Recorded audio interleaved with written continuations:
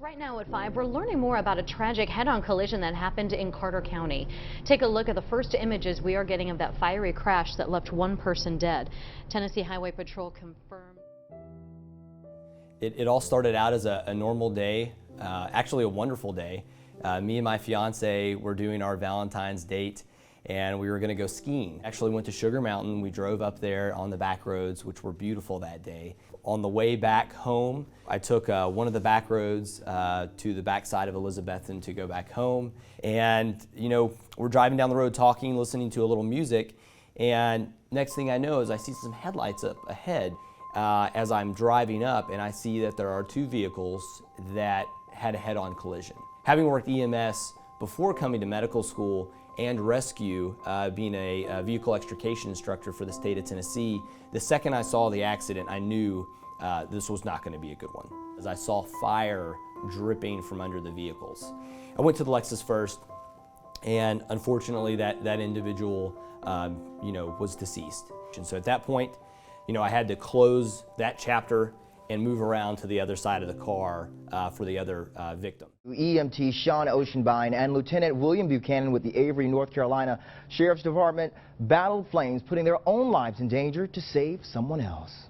The other patient in the Jeep was alive, and he was mumbling, kind of incoherent, and at this point, we had a job to do. And I do remember thinking in my head, I am not going to sit here and watch a man burn alive.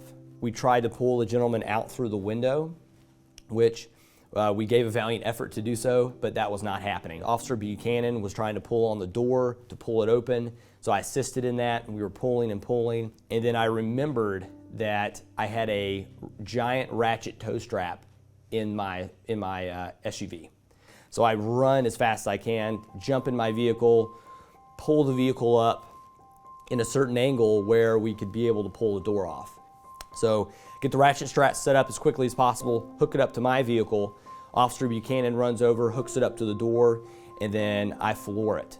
And luckily enough, it just popped the door off about 50%. Me and Officer Buchanan run up about right at the same time, grab the patient, and start pulling on the patient. I'll never forget, this is the one image in my mind, is that there was fire coming out of the air vents of the dash.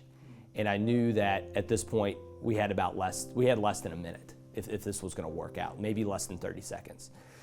We kept pulling, and we were ducking down to be below the smoke as much as possible.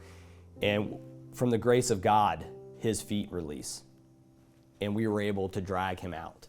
And at this point, the cars are fully engulfed, both. How we were not burned, I don't know. And I will let that question stay with the Lord. And I feel that we had some help that day, and because of that, we're safe, and we're able to tell the story. It was one of those scenarios that you never hope to be in, but if you are, you hope you have the right people there with you, and you hope you have the right equipment, and luckily everything fell into place that day.